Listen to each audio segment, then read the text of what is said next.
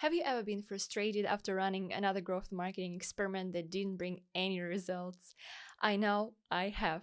In this video, I'm actually going to be talking about how to run growth marketing experiments that help you make meaningful conclusions and help you grow. In the end, I'll also recommend you one tool that you can use in case you run out of experiment ideas, so make sure you watch till the end. The tips that I'll share in this video are based on my personal experience and on my discussions with knowledgeable people on the topic. I actually turned to Growth Mentor, who is, by the way, a sponsor of this video, to have a personalized consultation with a growth marketing expert. During just a 30-minute call, I was able to identify my typical mistakes when setting hypotheses and when running growth marketing experiments. I highly recommend Growth Mentor to anyone who is looking for some expert advice on different marketing areas or who need guidance on certain marketing tools, for example. I also simply love browsing their Slack community to get quick answers and to connect with other marketing experts. So first of all, define a problematic area first. My biggest mistake that I've ever done is that I was trying to test literally everything at the same time. If you're an early stage startup, for example, most likely you're struggling with user acquisition, so it makes sense to test different marketing channels, different ad formats, or ad messaging to generate your first signups. However, if you're an established business, you have enough user base, but then you may struggle with high dropout rates, for example. In that case, you should double down on different kinds of experiments in relation to retention campaigns. My second advice to you is define your success goal first. Now, my biggest mistake was that I was so tempted to start running an experiment as soon as possible that I didn't plan thoroughly how exactly I'm going to measure the success or a failure of that particular experiment. For example, if you want to test if a certain campaign will bring you more qualified leads, make sure that in your CRM, for example, you are able to see that those users, those leads came specifically from that campaign. In that case, you'll be able to see if they're qualified enough. And also remember that the success of your growth marketing experiment doesn't necessarily have to be shown in the actual signups or sales. Sometimes it also makes sense to test impressions and click-through rates, for example, to be able to see what type of content brings you more website visitors. My next tip is you don't have to A/B test everything. I remember how at the beginning of my career, I was A/B testing a subject line where one subject line would have an emoji and the second one wouldn't have. And I had just, I don't know, roughly 50 users on my email list. So why bother with such a meaningless test, right?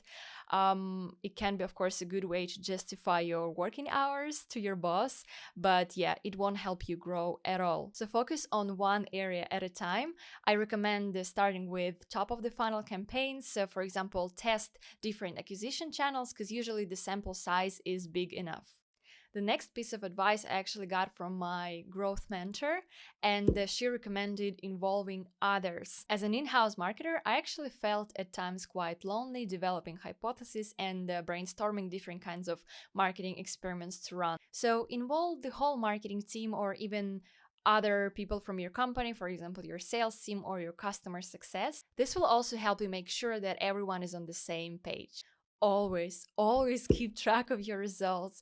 I remember when I just started my first experiments, I didn't keep track of what experiments I run, and it was really chaotic to see what kind of experiments were successful, if we've already run this particular experiment, and so on and so forth. So make sure you keep a backlog of all of your experiments. Right now, I use an Excel template where I write down all the hypotheses, I don't know, sample size, my learnings, the results, and whatnot.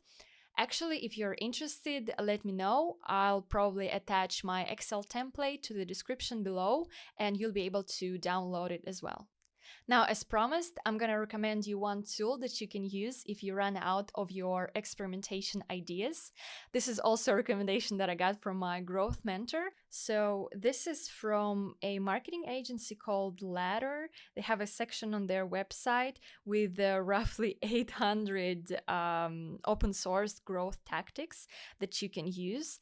And as you can see, you can also sort based on for example, just traffic or retention or conversion tactics that you want to test, or all of them at the same time. Now, they also talk about ROI for every experimentation idea that they list. I actually recommend taking it with a pinch of salt because there is no justification behind how they came up with this ROI number. But yeah, so there's plenty of ideas to test.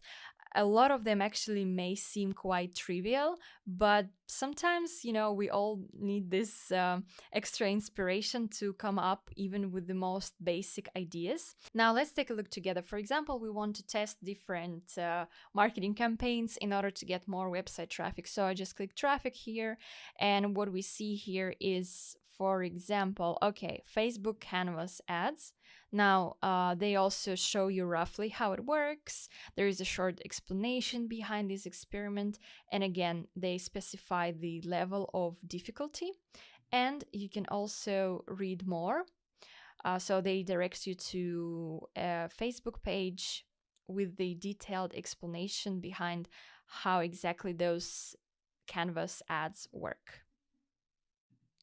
I've also created a brief tutorial on how to run an A/B testing campaign and how to avoid the most typical mistakes when it comes to A/B testing. Go ahead and check it right away.